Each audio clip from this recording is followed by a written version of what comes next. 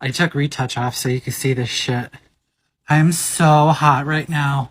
Oh my god. The ginger skin has taken over.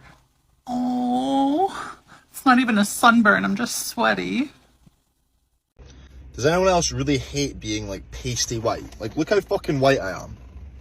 Like, there's no definition anywhere because I'm just so white. It's like staring at a fucking piece of paper. It's like staring at the sun, mate. Right? Why am I the sun?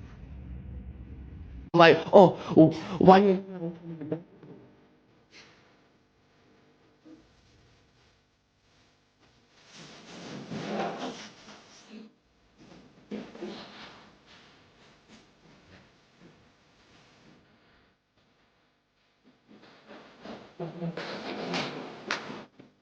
Am I the only one who thinks that when a white person intentionally changes their skin color, like that's a bit problematic? And I'm not talking about like a sun-kissed like glow, more about when they like tan extremely to the point that their skin color matches the skin color of another race.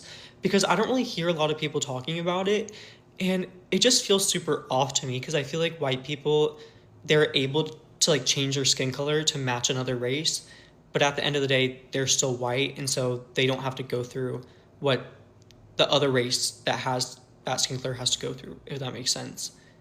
Like, it's just so odd to me. And like I've never really thought about it that way. And then I randomly like was like hearing about someone. I mean, there is a discourse with Odessa, and I think that's what brought this to mind. And I just like stopped and I was like, oh, that's really odd. But like, am I the only one who thinks that? Because I don't ever hear anybody talking about it. And I'm sure there's another side of the argument, but I have a feeling it might come from people who are offended by this because it's something that they do. I'm going to be honest. I don't feel good about being white every day for a lot of reasons.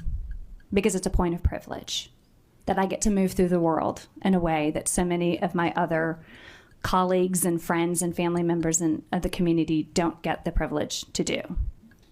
And I'm just a female, but just a woman, just a white woman.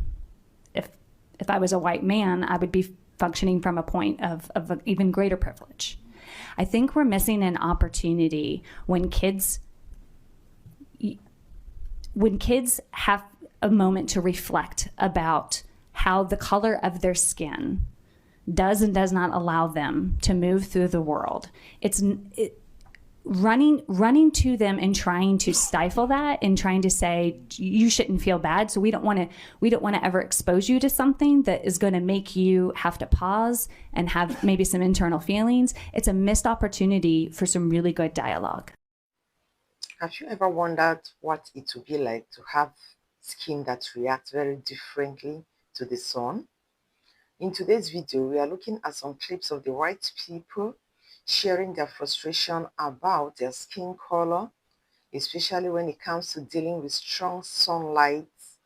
Some of them are talking about how easily their skin gets burnt and how they wish they had more melanin, the natural pigment that helps to protect the skin from UV radiation. Let's watch some more clips first, and after that, we'll come back for more commentaries. Can someone become black? When asked about his shift in musical style, Jack Harlow replied by saying that he became blacker. I got blacker. Black music. Yeah. Deeper into black. But why do white artists want to be black so badly? To help explain this dynamic, let's break down bell hooks as eating together to explain how white consumers will commodify blackness by framing it as primitive and pleasurable in order to soothe their own numbness and their own identity crisis. Rap music is widely considered as black music and is often seen as an authentic representation of the black experience. Yet, if it's truly authentic, why is it that the largest consumers of rap music happen to be white youth, and that white executives continue to dominate its production and distribution? This contradiction can be understood in the concept of imperialist nostalgia, which is basically the longing for cultures that dominant groups have historically oppressed as a way to hide the colonial guilt of destroying their cultures. And so what happens is that black culture is reimagined not as something that is shaped by struggle and resistance, but as something that is exciting, authentic, and free. Central to this whole idea is primitivism, the idea of constructing non-white cultures as more sensual, more alive, and more free, and more natural. And so for a lot of white youth who feel dissatisfied with white culture and whiteness, they will turn to blackness as a sign of escape, a sign of experiencing more feeling, more meaning, and more intensity. This desire, however, is not neutral, and it can be turned into a sort of cultural tourism or spectacle, where if a lot of people are not having enough contact with Black communities, their only contact being rap music, this can create a very stereotypical portrayal of what Blackness really is, and can lead to more consumption, more desire, without actual accountability. And that's the difficulty, because then even people who are trying to find themselves artistically are often forced systemically and economically to meet these portrayals. This relates to Mikhail Foucault's understanding of pleasure, in which he says, the kind of pleasure I would consider as the real pleasure would be so deep, so intense, so overwhelming that I couldn't survive it, I would die. So for dominant culture to experience the heightened, the epitome of pleasure is to simply become Black. Because when the rap industry portrays Black bodies as sites of both danger and sites of also desire, from lyrics that depict their lives living on the edge and engaging in very dangerous activity, even if they're talking about real life experiences, the consumer will see this as a way for them to experience the heightened pleasure without actually having to be Black, without actually having to undergo years and years of violence and marginalization. White consumers' fascination for the violence, crime, and rebellion talked about in the rap industry fuels a market demand for a very narrow and exaggerated version of Blackness. Whiteness is seen as the default, is seen as normal, whereas Blackness is the fetishized, is the dangerous, is the other.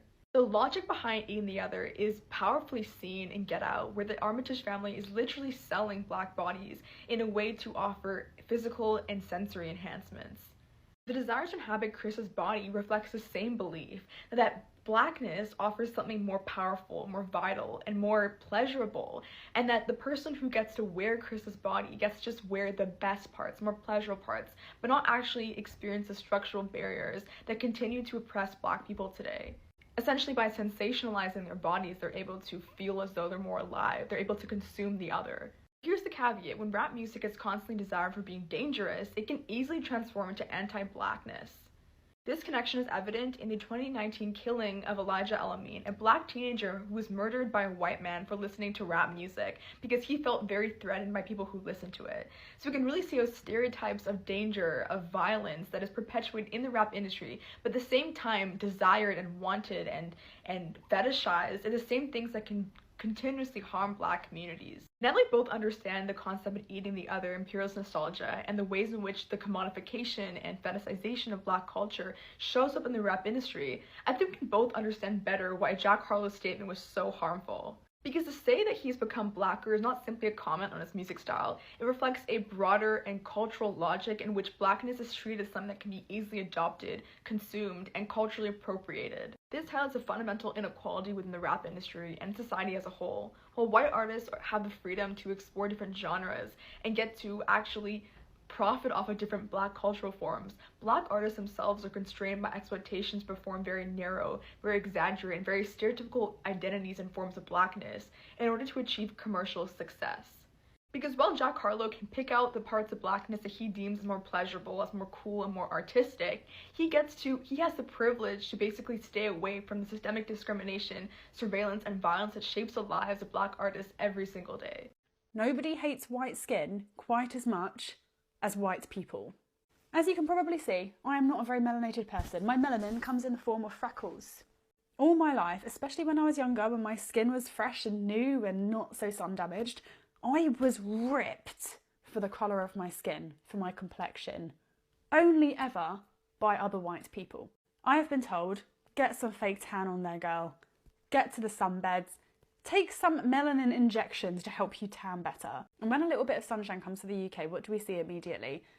Men with their top off, no SPF, drenching themselves in tanning oil. The stench of stale biscuits fills the air because the girlies are layering on their St. Moriz fake tan. And the sunbed shops are fully booked with people frying their skin just in an attempt to be a bit darker. The funniest part is I live in the UK, the same UK that complains about the rise of multiculturalism, the same UK where people talk about protecting British values. Mate, you can't even protect your own skin. Why are you caring about someone else's? I don't spend a lot of time trying to understand racists, because I never will. I'm a good person, but I can only assume that a lot of it boils down to envy. The irony of white supremacists purposely trying to make their skin darker will never not be funny to me.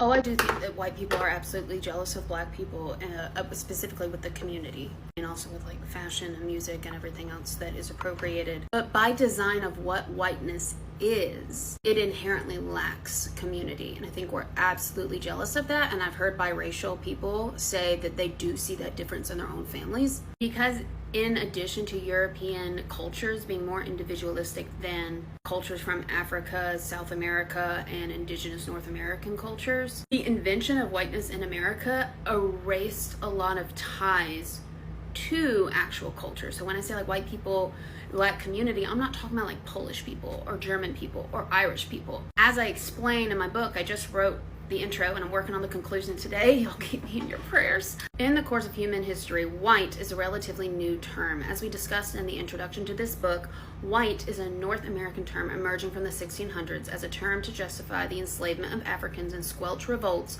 from poor Europeans and indentured servants. Before this term, Europeans would identify with their nationalities. The Irish, Italians, Germans, French are all very different cultures. Thus, there is not the same communal tie to whiteness as there is for people from other communities. Further, since white was created to be a divider, a separator, it is not a happy identity. It is not something people want to admit they relate to. It doesn't have a rich, healthy history. Speaking as a white American who has conducted national level research on white Americans, we tend to say things like we have German, Irish, Italian, etc. ancestry, even if we have never been to those places. This is because all white Americans have ties to immigration, and because these identities are actual cultures, they do not have roots only in oppression. Now, we know who started colonization, right?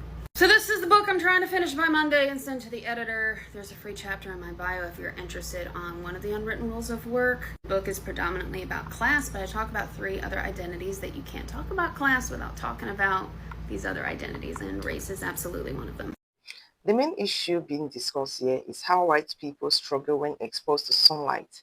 Because lighter skin generally contain less melanin, it can be more vulnerable to sunburn and UV damages, which can make spending a lot of time in intense sunlight uncomfortable. And that seems to be what we are hearing from most people in these clips. Some of them are basically saying they wish they had more melanin because they believe it will give them better protection from the sun. Of course, melanin doesn't make anyone completely protected from the sun, and people of every skin tone still need to protect themselves from sun exposure. That's from excessive UV radiation.